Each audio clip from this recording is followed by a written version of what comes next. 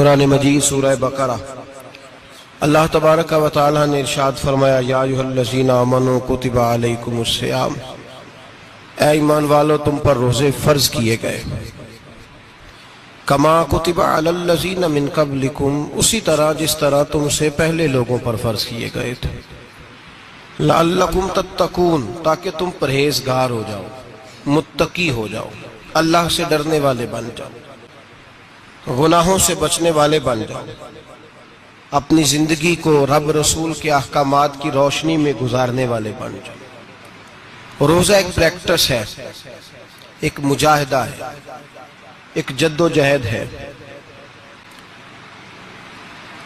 جد و جہد کس چیز کی؟ اللہ کی رضا کے مطابق اپنے آپ کو ڈھالنے کی جد و جہد۔ صوم کا لغوی معنی ہوتا ہے رک جانا، حلال رزق سامنے پڑا ہے، حلال مشروب سامنے پڑا ہے، حلال رشتہ بیوی کا موجود ہے، لیکن ان سب چیزوں سے حالت روزہ میں رکنا، اللہ کی رضا کے لیے رکنا، اس کا نام روزہ ہے۔ صوم کا معنی رکنے کے ہیں، پرہیز کرنے کے ہیں، بچنے کے ہیں۔ ہر چیز موجود ہے لیکن اللہ کا حکم نہیں ہے تو لہٰذا کھا نہیں سکتے۔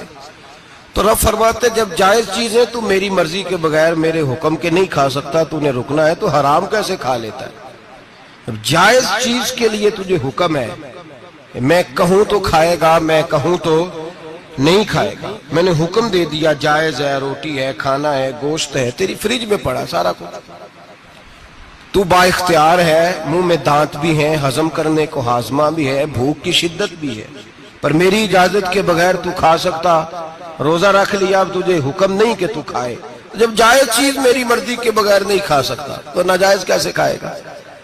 میرے نبی پاک علیہ السلام نے اپنے خوبصورت الفاظ کے اندر اس مفہوم کو بیان فرمایا۔ محبوب پاک صلی اللہ علیہ وسلم فرماتے جس نے جھوٹ نہیں چھوڑا، غیبت نہیں چھوڑی، برائی نہیں چھوڑی، اللہ کو اس کے بھوکے پیاسے رہنے کی کوئی ضرورت نہیں۔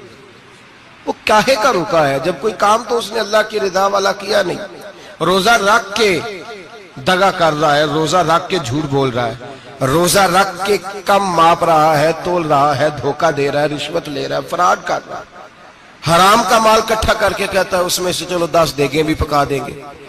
وہ بھائی جو کام اللہ نے تجھے کرنے کو حکم دیا تھا، جب تو وہ بجا ہی نہیں لا رہا، مقصد روزہ ہی تو حاصل، لعلکم تتقون۔ روزے کا مقصد یہ ہے کہ تو پرہیزگار ہو جائے۔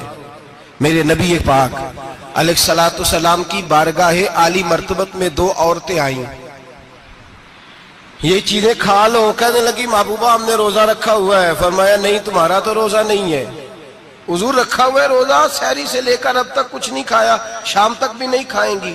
محبوب نے فرمایا ذرا کہہ تو کرو، الٹی تو کرو۔ کہہ کی تو ان کے حلق سے خون بھی نکلا اور گوشت کے لوتھڑے بھی نکلے، پھوٹیاں بھی نکلی۔ نبی پاک نے فرمایا وہاں بیٹھ کے تم نے اپنے جاننے والوں کی غیبت نہیں کی، چغلی نہیں کھائی؟ خاموش ہو گئیں، گردنیں جھک گئیں۔